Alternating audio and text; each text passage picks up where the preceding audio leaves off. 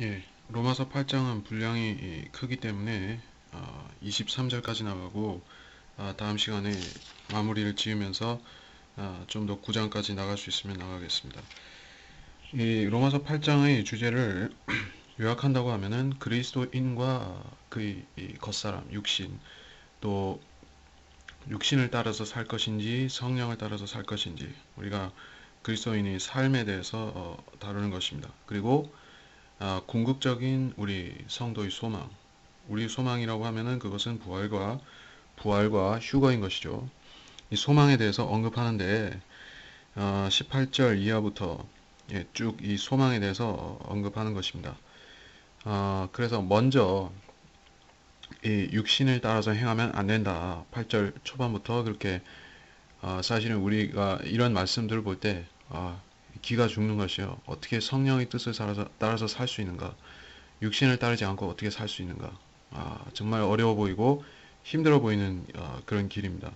그래서 근데 성경이 이런 목표를 제시하는 이유는 우리가 할 수 있기 때문이고 또 그렇게 할 적에 우리가 받는 보상이 있다.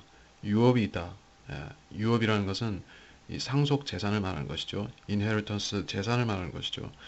이 땅에 실제적으로 통치를 하게 되고 우리가 창조물들의 우리가 유업을 갖게 되는 것입니다.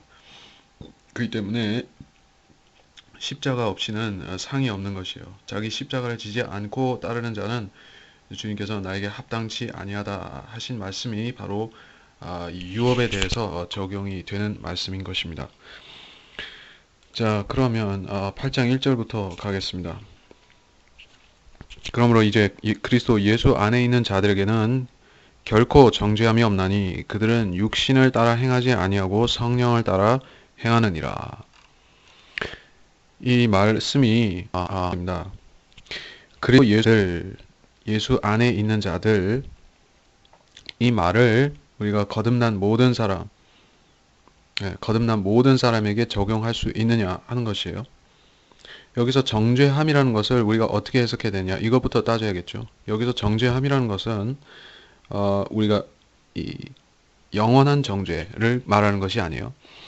요한복음 5장 24절에서 말씀하셨을 적에 거기서 진실로 진실로 내가 너희에게 말하노니 내 말을 듣고 또 나를 보내신 분을 믿는 자는 영생을 얻고 정죄에 이르지 아니할 것이며 사망에서 생명으로 옮겨지느니라 했을 때 이 정죄에 이르지 아니한다 하는 이 정죄는 영원한 정죄, 지옥에 가는 그 정죄를 말하는 것이에요.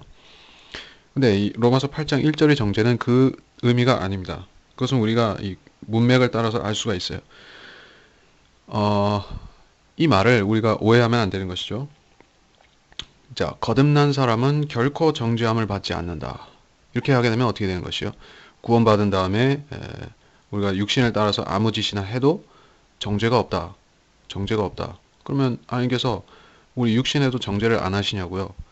그게 무슨 생각이죠? 이 구원파, 극단적 은혜주의라고 할 수 있죠.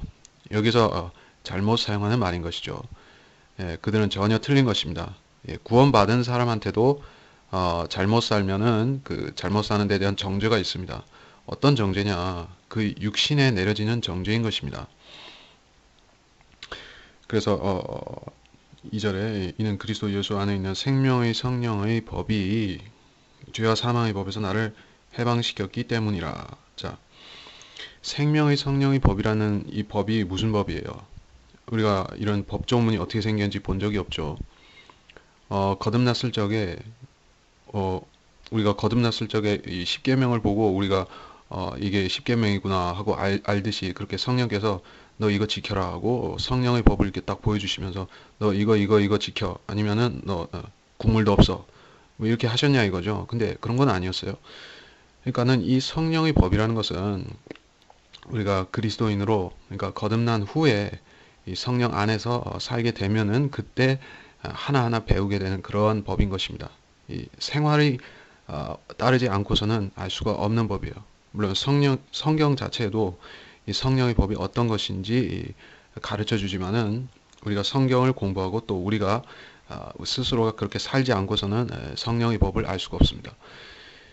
제가 언급해 놨지만은 이거는 전부 생활하고 연결이 되는 것이요. 기도하고 성경 공부하고 죄를 멀리하고 성경대로 믿는 교회에서 형제들과 교제를 나누고 또 복음을 증거하는 것이 하나의 큰 일인 것이죠.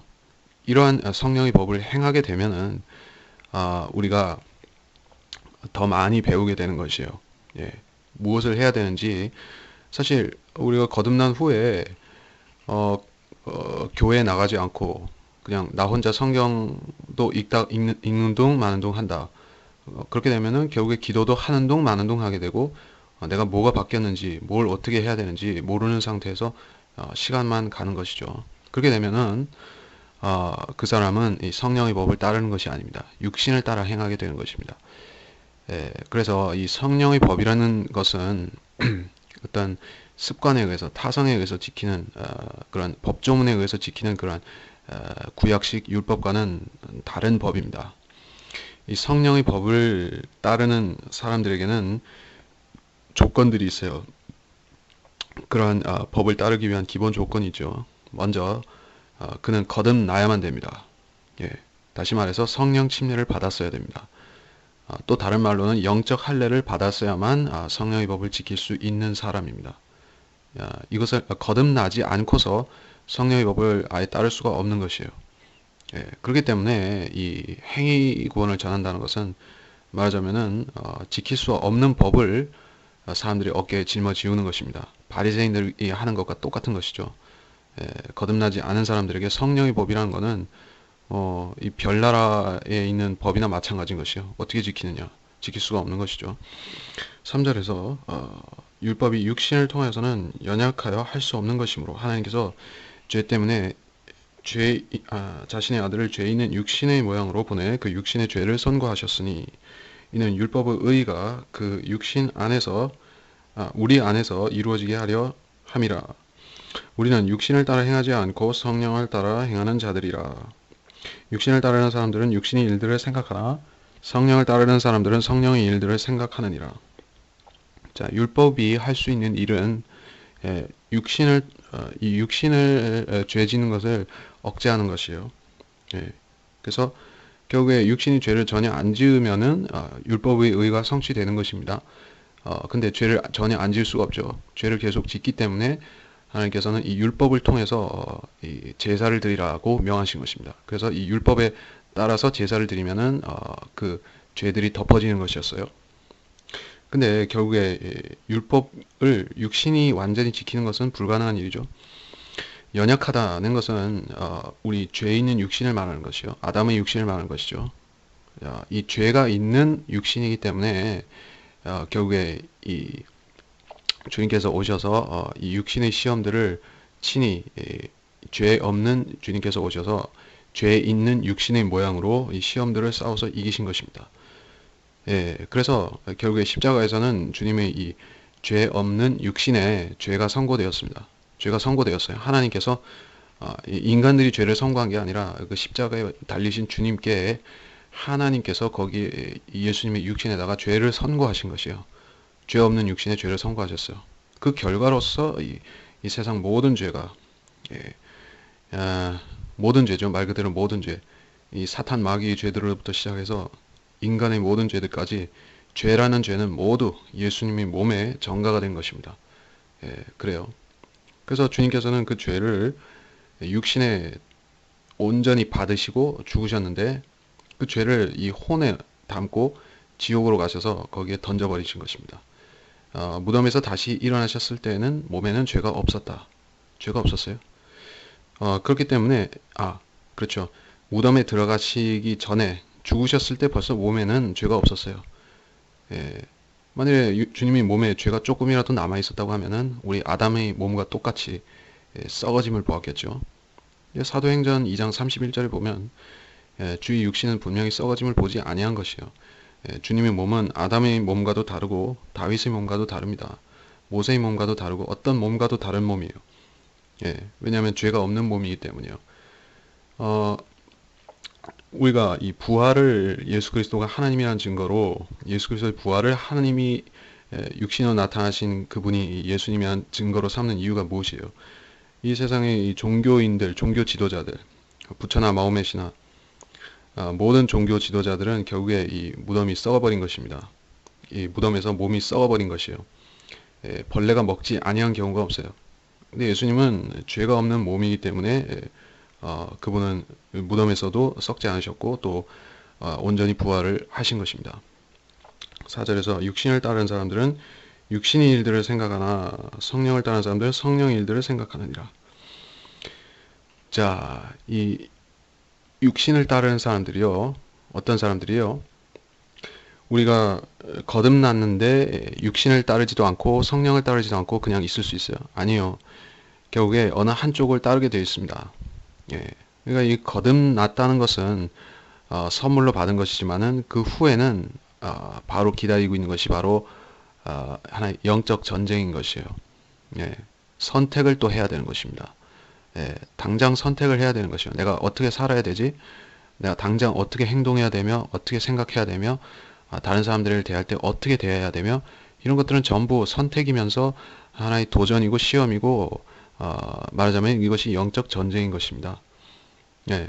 그래서 이 거듭난 후에 바로 영적 훈련, 경건의 훈련은 시작되는 것입니다. 성령께서 그 안에 계시기 때문에 우리가 하는 선택들이 이것이 옳은 선택인지 잘못된 선택인지 우리 스스로 알 수가 있어요. 예. 거듭난 사람이 만일에 충분히 교회를 다닐 수 있는 조건인데 또 주변에 이 성경대로 믿는 그러한 교회가 있는데도 불구하고 교회 다니지 않고 혼자 믿겠다, 혼자 신앙생활을 한다 하는 것은 성령께서 주시는 상식으로 비추어 보면 성령의 생각으로 비추어 보면 그것은 비상식적인 일이죠. 그거는 자기 육신을 따르는 일인 것이에요. 예, 근데 사람들은 그런 것은 죄가 아니라고 생각할지 몰라요. 하지만은 성령의 법이라는 것은 성령께서 시키시는 일을 하지 않는 것이 바로 죄가 되는 것입니다. 율법을 어기는 그 정도가 아니라 성령의 법을 어기면 그것이 죄가 됩니다. 그리스도인이 가진 법은 지키는 그 내면의 법이라는 것은 율법이 아니에요. 성령의 법을 따르는 것입니다. 성령께서 시키시는 것을 하면 선이고 하지 말라는 것을 하면 그것이 죄가 되는 것입니다. 예. 물론 성령께서는 이 하나님의 법대로 하시기 때문에 결국 우리가 율법을 어기는 일을 시키시는 것은 아니에요. 자, 어쨌든 우리가 율법을 따르면서 사는 것은 아닙니다. 6절에서 육신적으로 생각하는 것은 사망이나 영적으로 생각하는 것은 생명과 화평이니라. 자, 이것도 육신적인 그리스도인, 육신적인 죄인, 거듭난 죄인, 영적인 그리스도인, 성령의 법을 따르는 사람 이렇게 구분하고 있는 것이에요. 그러니까 거듭났다고 해서 우리가 바로 영적으로 생각하며 생명과 화평을 갖게 되느냐? 그렇게 되면 참 해피하겠는데 대부분의 사람들은 이 둘 중에서 이 앞에 거를 선택하는 것입니다. 예, 앞에 거를 선택했다가 다시 회개하고 뒤에 거를 선택할 수도 있어요. 예, 아니면은 처음부터 뒤에 거를 선택했다가 다시 실족하고 넘어져서 육신의 일을 따르는 사람이 또 될 수도 있는 것이에요. 그렇기 때문에 먼저 된 자가 나중되고 나중된 자가 먼저 된다 하는 말씀대로 그리스도인들도 결국에 이 거듭난 후에 이 주님 안에서 살 적에 이렇게 엎치락 뒤치락 하는 것이 이게 결국에 이 믿음의 경주인 것입니다. 자, 그래서 육신적으로 생각한 것은 사망이라고 했죠. 사망이라는 것은 이 몸과 관련된 것이에요. 몸. 우리가 이 혼에는 사망이 더 이상 없습니다. 우리 영에도 사망이 없습니다. 사망이 지배할 수 있는 부분이 바로 우리 육신입니다. 그러니까 어쨌든 우리가 성령의 뜻대로 순종하고 최선을 다해서 산다 할지라도 우리 육신은 사망의 권세 하에 있습니다. 그래서 죽을 수밖에 없어요. 사망의 지배하에 들어가게 되는 것이죠. 우리 몸 자체는 그렇게 되는 것이죠. 그런데 육신적으로 생각하면서 그러니까 거듭난 사람이 육신적으로 생각하고 살게 되면은 그 사망이 더 빨리 온다는 얘기죠. 사망이나 했으니까는 사망한테 붙들린다는 얘기예요. 자, 그래서 7절에 육신적인 생각은 하나님과 원수가 되나니 그것은 하나님의 법에 복종하지 않을 뿐만 아니라 실로 할 수도 없음이라. 육신적인 생각이 원수가 된다고 했어요. 육신적인 행동 이전에 육신적인 생각입니다. 그러니까 이 죄라는 것은 이 마음에서부터 시작되는 것이요. 마음에 탐심이 있고 마음에 색욕이 있고 음란이 있고 마음에 결국에 이 살인이 있고 그렇게 해서 결국에 이 행동으로 옮겨지는 것이기 때문에 육신적인 생각이 나오면은 그것이 벌써 하나님과 원수가 된 것이요. 예. 그러니까 그 생각 자체는 하나님과 타협이 될 수 없다는 것이요. 예. 영적으로 생각하는 것은 생명과 화평인데 이 육신적인 생각은 하나님과 원수가 된다고요. 하나님의 법에 복종하지 않는다 할 수도 없다 했습니다. 그러니까 육신적인 생각은 하나님의 법에 복종하지 않고 원수가 된다. 그러니까 이것은 우리가 거듭난 사람은 그리스도인은 하나님과 화평하게 되었고 영원한 화평을 갖게 되었잖아요. 예, 우리는 하나님과 더 이상 원수가 아닙니다. 자녀가 되었어요. 근데 우리 안에 이 육신적인 생각이 들어 있으면은 그 생각 때문에 우리가 하나님과 화평했음에도 불구하고 원수처럼 살 수 있다는 얘기예요. 그러니까 원수가 된다는 얘기가 아니라 원수처럼 되는 것이에요. 그 생각의 걸림돌 때문에 그렇게 되는 것입니다. 8절에서 그러므로 육신 안에 있는 자들은 하나님을 기쁘시게 할 수 없느니라. 자, 이 육신 안에 있다 하는 말은 육신을 따른다, 육신의 뜻대로 산다 그 말이에요. 그러니까 이 육신 안에라는 것이 앞서 이 로마서 7장에서 말했듯이 거듭남, 그 영적 할례를 받지 않은 상태를 말하는 것은 아니에요.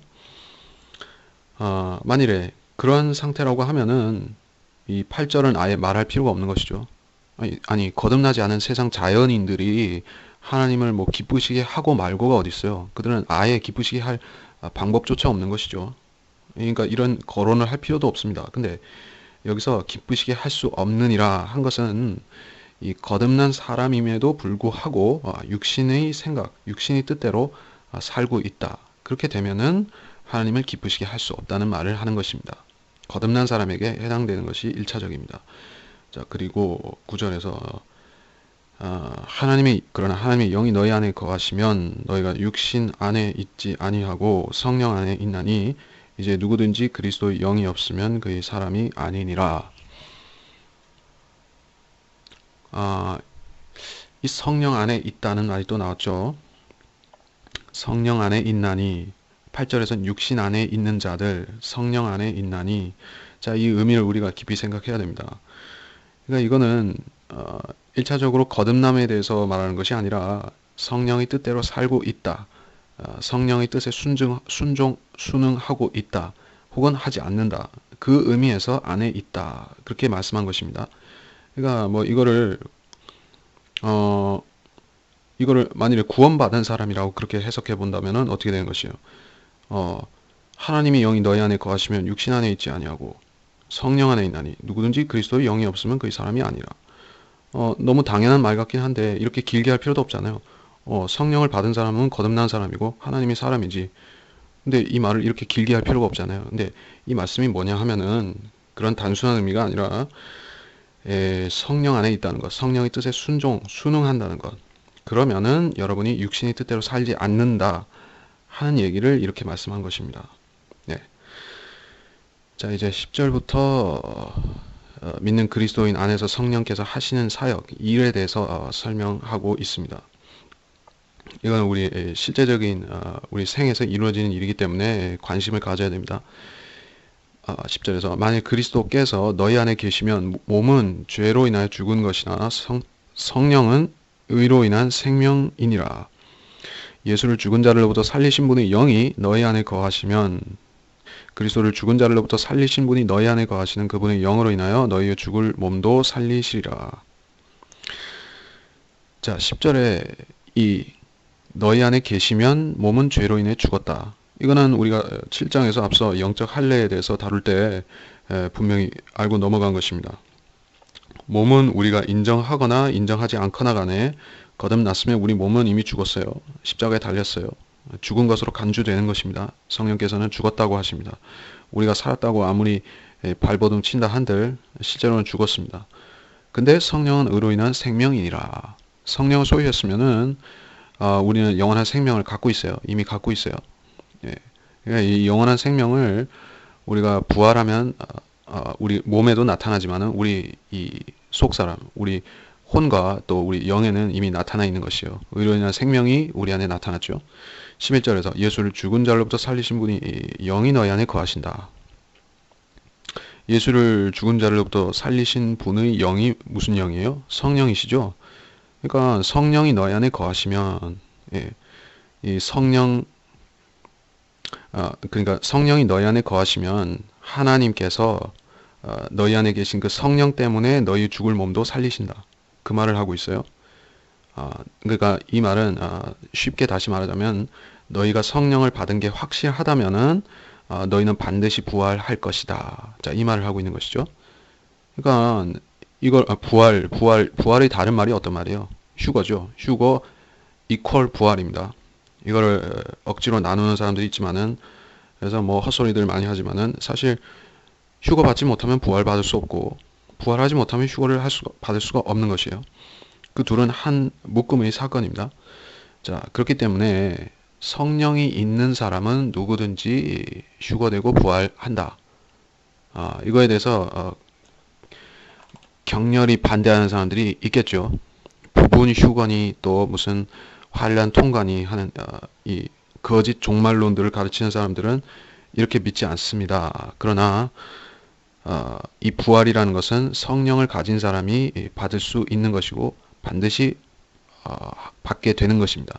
12절에서 그러므로 형제들아 우리가 빚진 자들이나 육신에 진 것이 아니니 육신을 따라 살 것이 아니니라. 너희가 육신을 따라 살면 죽을 것이나 성령을 통해 몸의 행실을 죽이면 살리라. 무릇 하나님이 영으로 인도함을 받는 이들은 곧 하나님의 아들들이니라.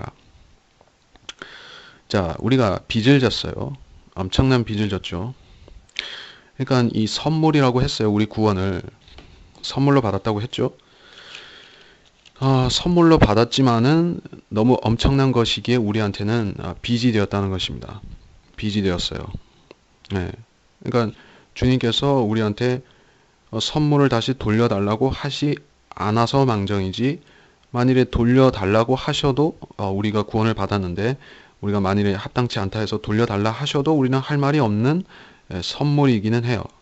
예, 그만큼 엄청난 대가를 지불하고 주님께서 주신 그러한 선물입니다. 그 때문에 우리가 이것을 가벼이 여기는 것이 아니라 빚진 자로 여긴다. 예, 그래서 우리가 순종의 동기가 무엇인가? 우리가 그리스도를 따라서 성령을 따라서 살기를 원하는 이유가 무엇인가? 그것은 근본적으로 우리가 빚진 자로서 자기를 주님 앞에 그렇게 인식을 해야 된다는 것입니다. 우리는 빚진 자예요. 이 구원이라는 것은 엄청난 빚을 진 것입니다. 근데 선물로 받았어요. 그러니까 더더욱이 주님께 순종한 이유가 충분한 것이죠. 13절에서 너희가 육신을 따라 살면 죽을 것이나 성령을 통해 몸의 행실을 죽이면 산다.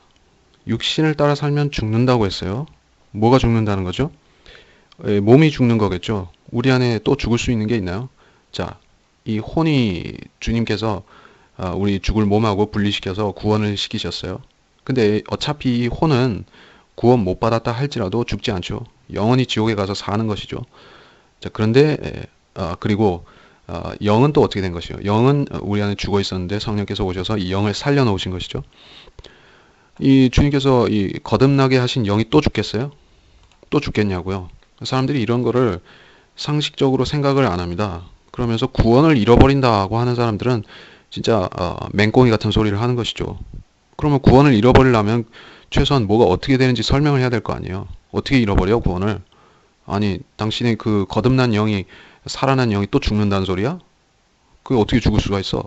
아니면 당신이 구원받은 이 혼이 어떻게 이 성령 안에서 다시 끊어져서 지옥으로 간단 말이야? 아니면 마지막으로는 남은 것은 몸인데 몸은 우리 이 직접적인 이 구원하고 상관이 없잖아요. 부활하면 되니까. 그러니까 결국에 구원을 잃어버린다는 것은 하나의 뜬금없는 그러한 거짓말일 수밖에 없는 것입니다.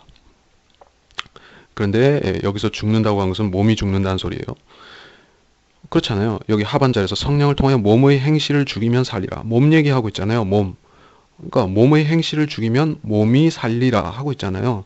육신을 따라 살면 몸이 죽을 것이나 당신의 영이나 혼이 죽는다는 소리가 아니에요. 자, 이걸 잘 구분해야 됩니다. 14절에서 무릇 하나님의 영으로 인도함을 받는 이들은 하나님의 아들들이다 했습니다. 하나님의 영, 성령으로 인도를 받는 이들은 아들들이다 했습니다. 이 하나님의 딸들이 아니죠.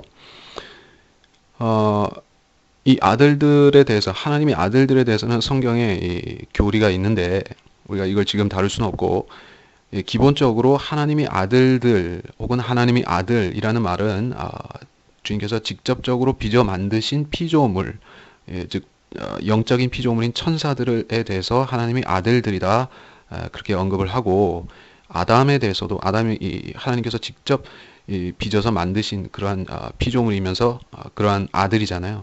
그렇기 때문에 아담을 하나님의 아들이라고도 불렀습니다. 자, 그리고 창세기 6장에 보면은 하나님의 아들들이 나오는데, 이들은 그 불법적으로 이 인간의 이 아담의 딸들과 결혼해서 거인을 낳은 그런 불법을 행한 천사들이다, 이렇게 나옵니다. 그래서 하나님의 아들들이 되었다는 것은 우리가 신약적으로 말하자면은 거듭나서 영적으로 예수 그리스도 안에 붙어 있음으로 해서 하나님의 아들들이 된 사람들이다, 그 얘기를 하는 것입니다. 그리고 우리가 부활한 후에 가지게 되는 그 몸이 하나님의 아들의 몸이지 하나님의 딸이 아니잖아요. 예수 그리스도는 남성이잖아요. 예수 그리스도가 여자입니까? 아니잖아요. 예수 그리스도의 몸을 갖게 된다는 것은 말 그대로 예수 그리스도의 몸을 갖게 되는 것이에요. 그러니까 사람들이 굉장히 이 로만 캐토릭이라든지 이런 데서 들어온 미신들을 가지고 이 부활에 대해서도 굉장히 엉터리로 알고 있는 것입니다. 부활하면 남자도 여자도 아니고 중성이 된대. 그런 말이 어디 있어요? 중성이 성경에 어디 있냐? 아니, 중성이라는 것 자체가 성경에 어디 있냐고요?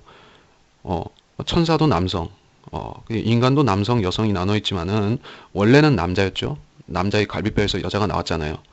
예, 원래는 남성이었습니다. 자, 그래요. 이거는 남성 우월주의하고는 전혀 상관이 없어요. 그렇게 따지면 성경도 남성이신 하나님이 쓰셨게요. 그러니까 요새는 여자 하나님을 숭배하는 그런 이단도 있고, 이 성경을 여자 하나님으로 고쳐야 된다고 하는 그런 배교자들도 있고, 그렇지 않습니까? 자, 그래요. 그렇기 때문에 결국 이 하나님의 아들들이 된다 하는 것을 우리가 분명히 문자적인 의미로 깨달아야 되는 것입니다. 15절에서 너희는 다시 두려워하는 종의 영을 받지 아니하였고 양자 되는 영을 받았으므로 그에 따라 우리가 아바 아버지라 부르짖느니라. 성령이 친히 우리의 영과 함께 우리가 하나님의 자녀임을 증거하거니와 하시거니와 자녀이면 또한 상속자들이니 하나님의 상속자들이요 그리스도와 함께한 공동 상속자들이니 우리가 그와 함께 고난을 받은 것은 함께 영광도 받게 하려 함이니라. 두려워하는 종의 영이라는 말이 나왔죠. 그리고 양자되는 영이 나왔습니다. 그리고 이 두 영의 차이점이 뭐냐 하면은 아바 아버지라 부를 수 있다 하는 것이 양자되는 영이에요. 이 양자라는 것은, 이 양자 어답션이라는 것은 원래 아들이 아니었는데 아들로 입적된 거잖아요. 그러니까 우리는 실제적으로 하나님의 아들이 아니었어요. 이방인의 경우에 말하면 특별히 그렇죠. 이거는 로마서에서 로마에 있는 구원받은 성도들에게 썼지만은 유대인도 있고 이방인도 있습니다. 근데 유대인도 마찬가지예요. 유대인도 사실은 개별적으로는 하나님의 아들이 아니었는데 민족적으로만 아버지였었죠. 근데 개인적인 아버지로 하나님을 알게 되고 영접하게 된 것은 전혀 새로운 것이죠. 그래요. 그렇기 때문에 이것이 양자됨이라고 부르는 것입니다. 요한복음 8장 41절에 보면은 이 유대인들이 말하기를 우리에게는 한 분 아버지가 계시니 곧 하나님이시라, 이렇게 말합니다. 그래서 주님께서는 이 주기도문, 주의 기도, 그러니까 주기도문이라고 하는 우리가 그걸 습관적으로 사용하긴 하지만은 사실은 유대인들에게 가르쳐 주신 유대인들의 기도인 것이요. 거기서 하늘에 계신 우리 아버지 이렇게 말하죠. 여기서 이 우리 아버지라는 것은 유대인들이 주로 쓰는 표현입니다. 예, 그들은 나의 아버지, my father라고는 안 하고 꼭 우리 아버지라고 합니다. 왜냐하면 그들은 거듭남이 없어요. 이 구약시대에 거듭남이 없었죠. 그러면서 이 민족적인 아버지, 그런 민족적인 의미로서 주님을 아버지라고 부르는 것이죠. 근데 주님께서는 하나님을 나의 아버지라고 그렇게 말씀하시니까 유대인들이 말도 안 된다고 한 것이죠. 근데 주님께서는 사실 진짜 하나님이시기 때문에, 독생자이시기 때문에 아버지라고 하신 것이고, 유대인들은 자기들이 거듭나지 못했으니까 그렇게 생각했는데, 사실 지금 시대도 마찬가지예요. 많은 사람들이 이 구약 유대인식으로 하나님을 받아들이고 믿으려고 합니다. 우리 아버지로만 믿으려고 하고, 나의 아버지로는 생각을 안 한다 하는 사람들은 사실 구원을 못 받고 있는 것이죠. 자, 그래서 성령을 받은 사람은 아바 아버지라고 하나님을 부르는 것입니다. 네. 16절에서 성령이 친히 우리 영과 함께 우리가 하나님의 자녀임을 증거하신다. 성령이 있으면은 그 사람은 하나님이 자녀라는 것이 증거가 되는 것이요. 성령을 통해서 또 자기 영을 통해서 증거가 되는 것이요. 그러니까 뭐 구원 받았다는 증거가 뭐냐? 이 어리석은 사람들이 그런 질문을 곧잘 합니다. 구원받은 사람들은 이러이러한 증거들을 보여줘야 돼. 거룩하고 성별된 삶을 살아야 되고, 주일마다 교회 참석하고, 기도에 가고, 새벽 기도에 가고, 11조도 내고, 주일 성수 잘하고, 아니면 교회 청소 잘하고, 이런 소리들 하는 것입니다. 그러면 하나님의 아들들이 되는 것이요? 그러면은 하나님이 아바 아버지가 되는 것이요? 아니잖아요. 그렇게 하는 사람들 중에서 이 마귀 자식들이 엄청나게 많습니다. 교회 열심히 다니는 마귀 자식들이 얼마나 많습니까? 근데 그 말을 하는 것이 아니에요. 여기서 우리가 하나님이 자녀라는 것을 증명하는 것은 우리 안에 성령이 증거하시고 또 우리 영이 증거한다. 그렇게 말했습니다. 그걸 누가 알 수가 있어요? 아무도 모르죠. 세상 사람들은 알 수가 없습니다. 거듭난 사람 자신은 알아요. 자기 안에 성령이 증거가 있고 자기 영도 증거하고, 부가적으로 말하자면 그 양심도, 그 이성도 같이 증거를 할 것입니다. 그래요. 이것이 말하자면은 사람들이 소위 뭐 전인적 구원이다 어쩌고 하는데 그건 헛소리고, 사실 구원의 증거라는 것을 들 때는 우리 육신은 배제가 되는 것입니다. 육신하고는 상관이 없어요. 아니 뭐 육신에 무슨 거룩한 것이 나타나야 되나? 사람들은 꼭 그 어리석은 생각을 하는 것입니다. 로만 캐톨릭에서 주입해 놓은 그 미신, 육신에 그 성화에 나오듯이 이 머리 뒤에 동그랑땡이 이렇게 나타나 가지고 이렇게 빛이 나면은 그게 거룩한 것이요? 아니잖아요. 육신에 나타난 증거라는 건 없습니다. 증거는 우리 혼에 있고 우리 영에 있고 또 우리 안에 있는 성령에 있는 것입니다. 그거를 증명해 줄 수 있는 것은 결국에는 성령께서 하시는데, 어떻게 성령께서 직접 어떻게 증거를 하시겠어요? 보이지 않고 느껴질 수는 있지만은 볼 수 없는 성령께서 뭘 통해서 말하시죠? 우리 입을 통해서 증거를 하시죠. 사실 우리 입만큼 분명하게 사실을 말할 수 있는 게 어디 있어요? 아니 그러니까 이 로만 캐톨릭이나 이 멍청한 개신교 목사들은 거룩한 뭐 어떤 행동을 통해서 구원을 증거해야 된다 어쩌고 저쩌고 합니다. 거룩한 행동이란 게 무슨 근거가 돼요? 아니 무슨 절대적인 기준이 있냐고요? 이만큼 행동하면 그게 거룩하고 저것은 거룩하지 않고, 그 완전 바리새인인 것이죠. 사실 입술로 증거해야 됩니다. 이 복음도 입술로 증거해야 되지. 복음을 착한 행동으로 증거하고 그런 거 없습니다.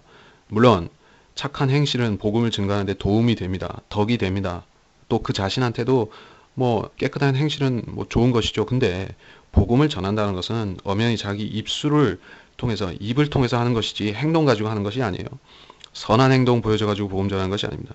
이 로만 캐톨릭 사람들은 꼭 선한 행동 해가지고 어쩌고 저쩌고 하는데, 그 사람들은 그래? 그러면 당신 입을 벌려서 한번 복음을 얘기해봐 하면은 그 자들은 엉뚱한 소리 하는 것이죠. 마리아가 어쩌고 저쩌고 하겠죠. 그렇죠. 복음은 입술로 전하는 것이 진짜로 전하는 것입니다. 거기서 거짓말들이 쏟아져 나오고 구원을 잃어버린다 어쩌고 하는 사람들은 사실 새빨간 거짓말쟁이들인 것이죠. 구원을 못 받은 사람들입니다. 자, 그래서 17절에서 자녀이면 또한 상속자들이다. 하나님이 상속자들이다.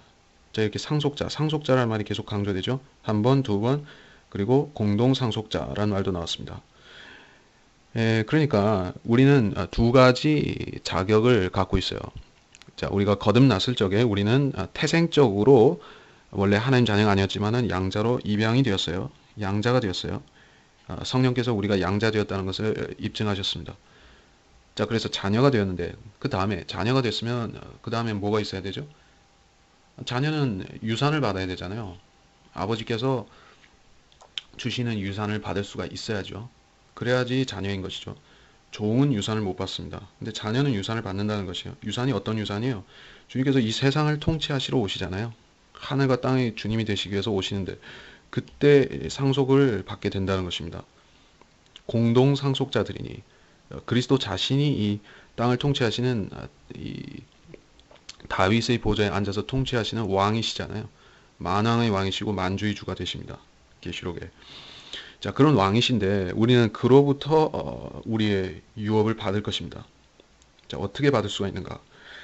그와 함께 고난을 받은 것은 이라고 말했습니다.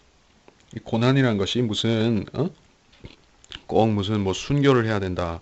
뭐 무슨 죽을 만큼 고난을 당해야 된다. 두들겨 맞아야 된다. 뭐 꼭 그런 고난을 말하는 것이 아닙니다. 말로 비난을 당하는 것도 포함이 됩니다. 가족들이 예수 믿는 당신을 보고 저 미친 뭐 어쩌고 하면은 그것도 고난을 받은 것이에요. 저 또라이다 하면은 그것도 고난을 받은 것입니다. 저 예수쟁이다 어쩌고 하는 말을 들어도 손가락질해도 그거는 당시 고난을 받은 것이에요. 그런 고난을 받는 이유는 함께 영광을 받게 하려 함이라. 그래야지 우리한테 유업이 주어진다는 것이에요. 그러니까 이렇게 보면은 우리가 세상 사람들한테 믿음으로 해서 믿음의 이유로 해서 이 험한 소리를 듣는다. 뭐 손찌검까지 당하지 않는다 할지라도 험한 소리를 듣는다 하는 것 자체도 감사할 일인 것이죠. 우리가 아무 비난도 안 받고 아무 손가락질도 안 받으면은 지금 살기는 편할지 모르죠. 살기는 무척 편하죠. 스트레스 안 받고 좋죠. 아니 솔직히 그리스도인이라고 해서 남들한테 저 예수쟁이 어쩌고 하는 말 꼭 듣고 살고 싶은 사람이 어디 있어요? 정신병자 취급받으면서 살고 싶어요? 아니 솔직히 그렇게 살고 싶은 건 아니죠. 스트레스 받죠. 남들이 나를 뭐라 뭐라 하면은 그게 좋은 사람이 어디 있어요. 근데 사실은 그렇게 하는 이유가 있어요. 하나님께서 우리한테 상을 주시기 위해서 유업을 주시기 위해서 사람들한테 손가락질을 받게 하시는 것입니다. 그러면 우리는 감사하게 받아야겠죠.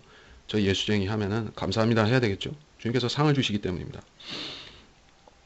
자, 18절에서 이는 현재의 고난들이 우리에게 나타나게 될 영광에 감히 비교되지 못한다고 내가 여기기 때문이라.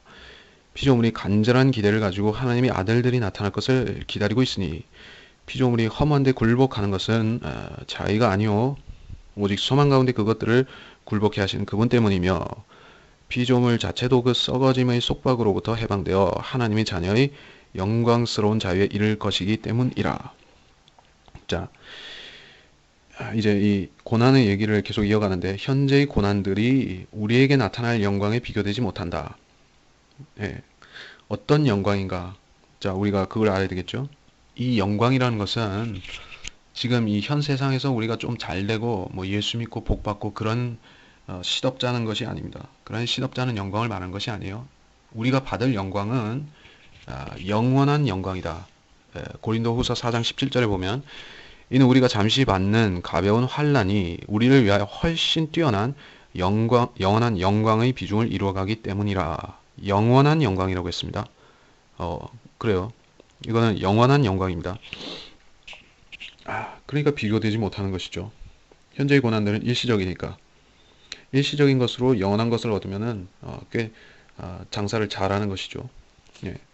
이 세상의 어떤 장사보다도 더 미천 안 들고, 그러니까 우리가 예수 믿는 것이, 우리가 예수 믿고 구원받은 것이 무슨 미천이 들었습니까?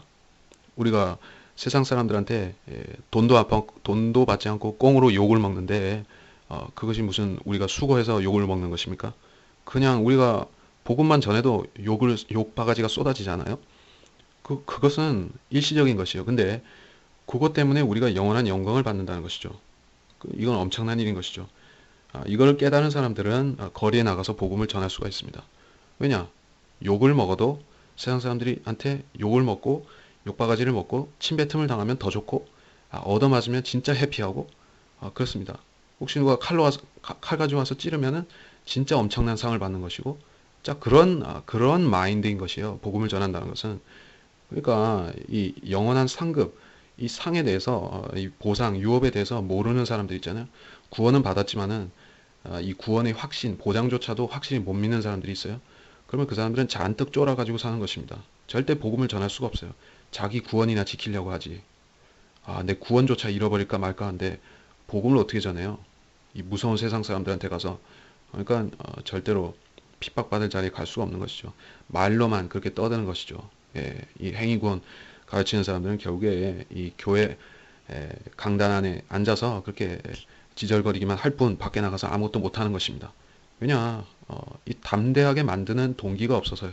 그 자들은 성령이 없기 때문이고 구원을 못 받았기 때문이고, 또 만일에 성령을 받았다 할지라도 그 자들한테는 이 영원한 유업, 영원한 영광에 대한 그러한 확신이 없어요. 구원이면 땡이라고 생각합니다. 그러면 그 자들은 아무것도 할 수가 없어요. 자, 그래서 19절에서 이 피조물이라는 얘기가 나왔죠. 이 피조물이라는 것은 크리처인데, 크리처는 이 사람을 언급한 것입니다. 왜 사람인가? 제가 참조 구절을 마가복음과 골로새서에서 제시를 했는데, 여기서 여러분이 이 평소에 이 복음서를 보면서 이게 무슨 말인가 하고 지나갔을 적이 있을 거예요. 마가복음 16장 15절에 너희는 온 세상에 가서 모든 피조물에게 복음을 전파하라. 이게 무슨 소리냐? 피조물이라 하면 뭐 새나 코끼리나 말, 소, 강아지 이런 피조물 말하는 건가? 우리가 어떻게 피조물한테 복음을 전하지? 이 황당한 얘기가 될 수 있죠. 우리가 개나 고양이한테 복음을 전해야 되냐 이거죠. 아니에요. 아닌 것입니다. 그리고 골로새서 1장 23절에도 모든 피조물에게 이 복음이 전파되었다. 바울이 말하는 것입니다. 바울이 개나 고양이한테 복음을 전파했습니까? 아니잖아요. 바울은 죄인들한테 전했습니다. 그러니까 이 피조물이라는 말은 분명히 사람을 말하는 것입니다. 사람. 예. 그래요. 이거를 다른 뜻으로 해석할 여지가 없습니다. 예. 그러니까 이 로마서에서도 마찬가지로 이 구절에서도 피조물이라고 했을 때 이거는 사람을 말하는 것이다. 예. 이해가 되십니까? 특별히 구원받은 사람을 여기서 피조물로 지정해서 말한 것입니다. 그러니까 우리 자신이에요. 피조물이라고 한 것은 너희와 같은 말이에요. 자, 피조물이 이렇게 얘기를 했습니다. 그러니까 아직 이 몸이 변화되지 못한 상태의 우리가 이 간절한 기대를 가지고 하나님의 아들들이 나타날 것을 기다리고 있다. 이렇게 말했습니다.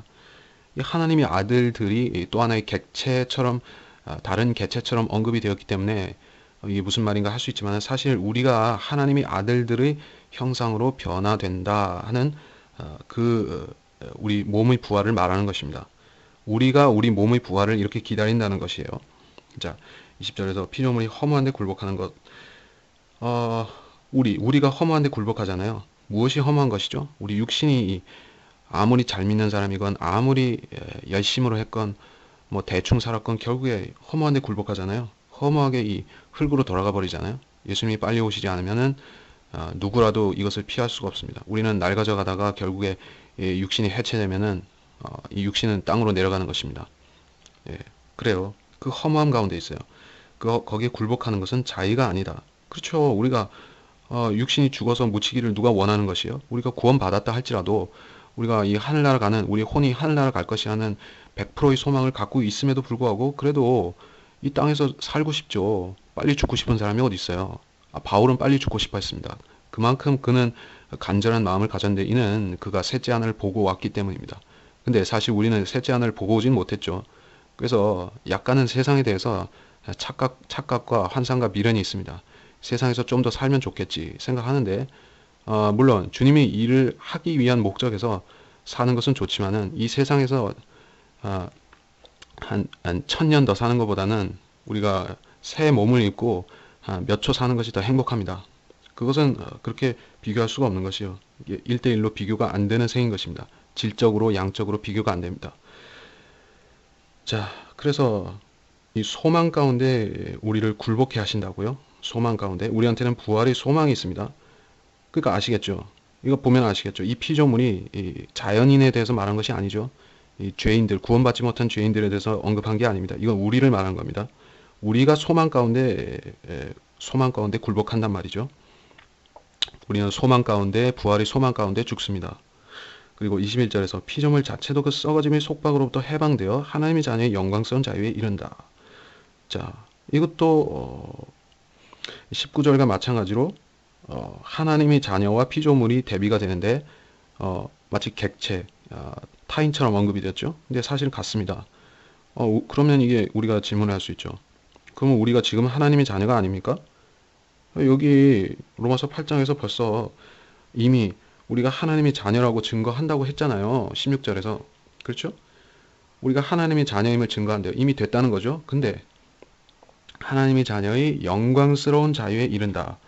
우리가 하나님의 자녀가 또 된다는 얘기가 아니라 지금은 우리가 이 자유를 아직 못 받았어요. 육신의 자유를 못 받았는데 자녀로서 마땅히 받아야 되는 그 영광스러운 자유에 이를 것이다.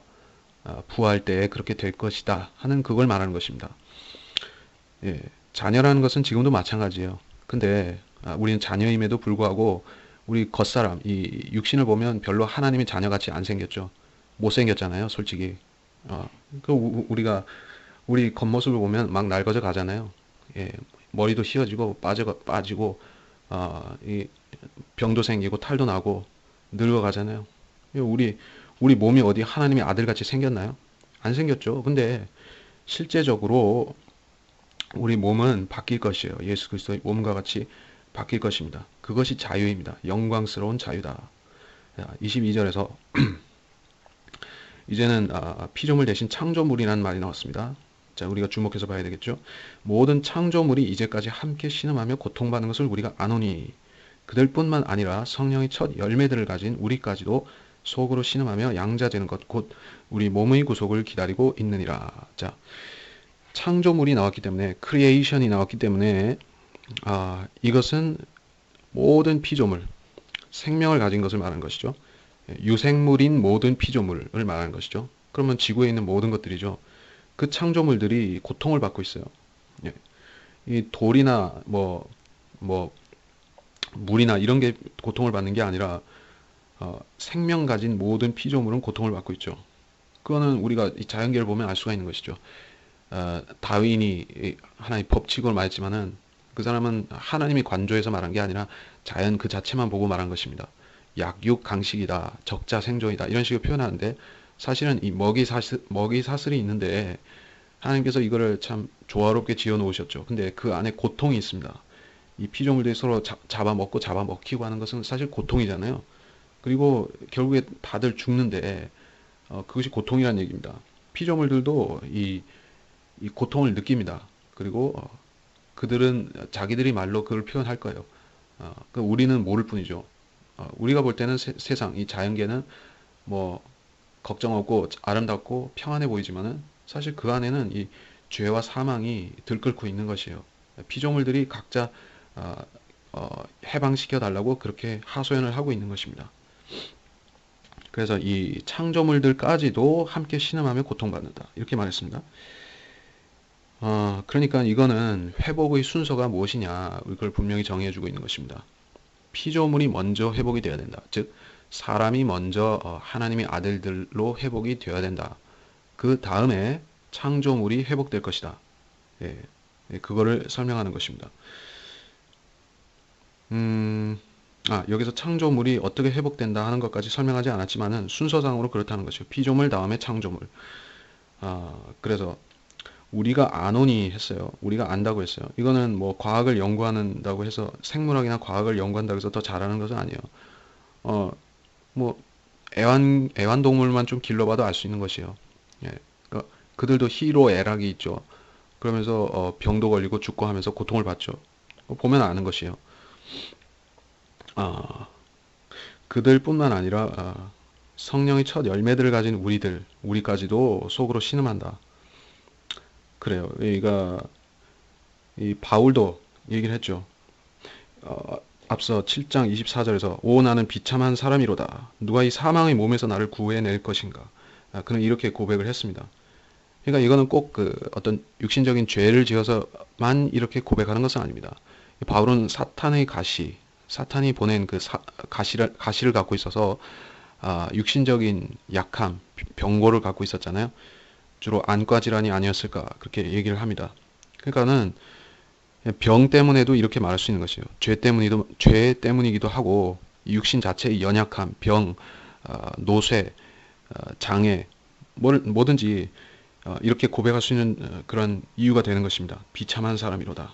그래요. 우리가 앞으로 부활 후에 입게 될 예수 그리스도와 같은 몸, 그 부활의 몸에 비하면 지금 우리가 입고 있는 이 몸은 정말 누더기나 넝마와 같이 그렇게 초라한 몸인 것이에요.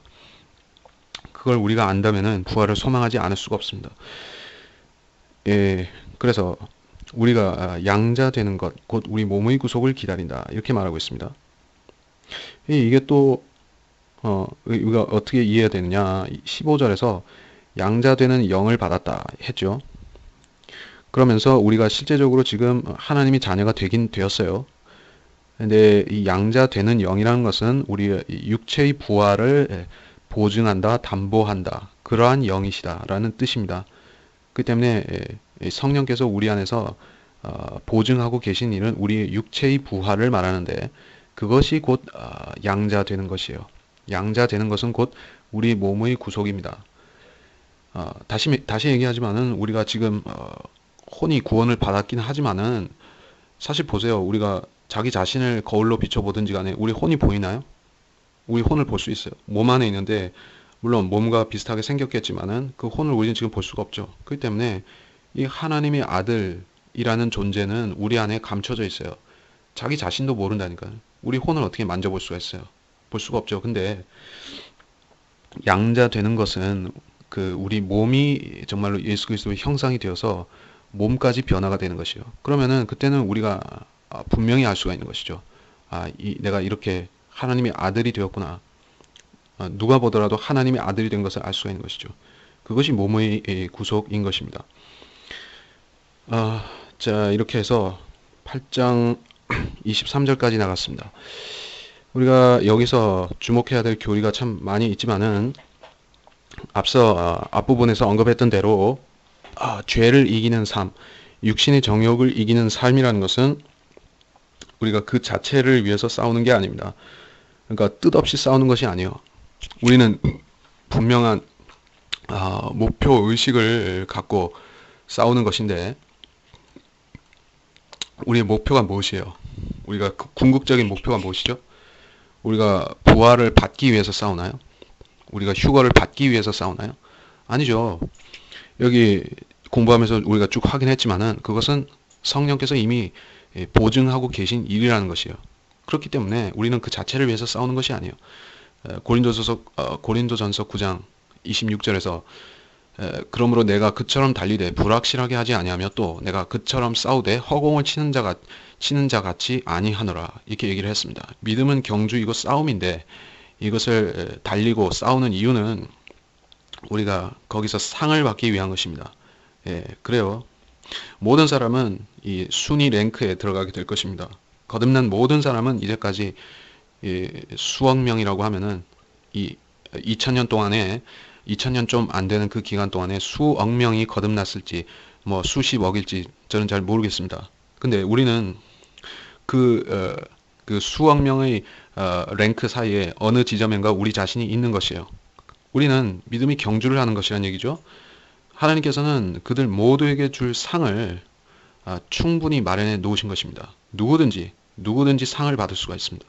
누구든지 유업을 받을 수가 있어요. 또 주님께서는 유업을 주시기를 기뻐하시는 분입니다. 우리가 잘못한 것을 끄집어내서 우리한테서 유업을 뺏어가기 위해서 우리를 감시하시는 것이 아니라 오히려 충만히 주기를 원하시는 주님이라는 것이에요. 그렇기 때문에 우리가 이 육신의 정욕과 싸우는 싸움과 그 삶을 우리가 이겨내고 살아야 되는 것입니다.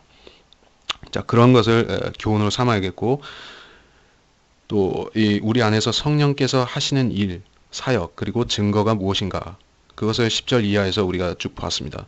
성령께서는 핵심적으로 말하자면 성령께서 우리 안에서 보여주시는 한 가지 분명한 증거는 우리가 양자되는 것을 약속받았다는 것, 즉 몸의 부활을 성령께서 보증하신다는 것, 그것이 성령의 증거입니다. 그렇기 때문에 구원을 받은 사람은 부활의 증거, 양자되는 영께서 하시는 그 증거를 분명히 소망하고 있어야 됩니다. 부활의 소망이 없는 사람, 다시 말해서 휴거의 소망이 없는 사람, 물론 이 휴거라는 것은 성경을 공부해야 알 수 있으니까는 이것까지는 모른다 치더라도 어쨌든 부활을 모르면 안 되잖아요. 부활을 모르면은 완전히 그 그리스도인이라는 사람은 완전히 맹탕인 것이죠. 그는 거듭나지 않은 사람입니다. 이 소망이 없으면은 사실 우리한테는 90%가 아니라 100%의 소망이 사라지는 것이에요. 그 사람의 종교가 아무리 찬란하고 위대하고 화려하게 단장되었다 할지라도 로마 캐톨릭처럼 그렇게 엄청난 그런 그 뭐라고 해야 되나 카인의 종교죠. 거기에 속했다 할지라도 그런 종교를 아무리 섬기고 살았으면 뭐예요? 결국에 무덤으로 들어가면은 말짱 헛거잖아요. 그러면은 그 종교는 그 무덤에 덮이는 그 흙 한 줌보다도 못한 것이에요. 예, 그 종교는 전혀 존중할 가치가 없습니다. 근데 성령께서 하시는 일은 우리한테 이 부활의 보증을 주신 것이다. 자, 그 얘기를 한 것입니다. 그리고 마지막으로 피조물 자체도 이 썩어짐의 속박에서 해방이 된다. 우리도 그렇게 되고 그 후에는 모든 창조물이 회복이 될 것이다. 그것이 천년 왕국에서 일어날 일이고 우리가 기다리는 그러한 자유의 세상인 것입니다. 그렇게 해서 이번 시간을 마무리하겠습니다. 감사합니다. 하나님께서 이 성경 말씀에서 8장 말씀에서 분명히 주시는 교훈들과 교리들을 놓치지 않고 우리가 충분히 깨닫기를 원합니다. 우리가 성경에서 깨닫는 것은 우리는 항상 배워야 되고 우리가 배우는 것은 성령께서 알려주시는 진리, 거듭남에 대해서 말씀하신 진리, 그리고 우리가 이 생애를 살면서 하나님이 이 일을 하면서 의미 있게 살 수 있는 그런 방법을 알려주시는 진리를 깨닫고 또 궁극적인 소망에 대한 그러한 격려의 말씀을 깨닫는 것입니다. 성령께서는 우리 각자 안에 모두 이 소망도 두셨고 교훈도 격려도 같이 넣어두셨습니다. 우리는 그것을 이 성경 말씀을 보면서 우리 마음속에 이미 있는 그것들을 꺼내서 확인하는 것입니다. 거울로 비치듯이 서로 확인하고 또 기뻐하는 것입니다. 주님, 이 성경 공부가 그러한 살아있는 산 소망을 재확인하는 성경 공부가 되게 하시고 진리를 더 많이 깨달음으로써 알지 못하는 사람들에게 깨닫게 하고 유익을 줄 수 있는 그러한 각자의 성도들이 되기 원합니다. 감사드리며 위대하신 주 예수 그리스도의 이름으로 기도하였습니다. 아멘.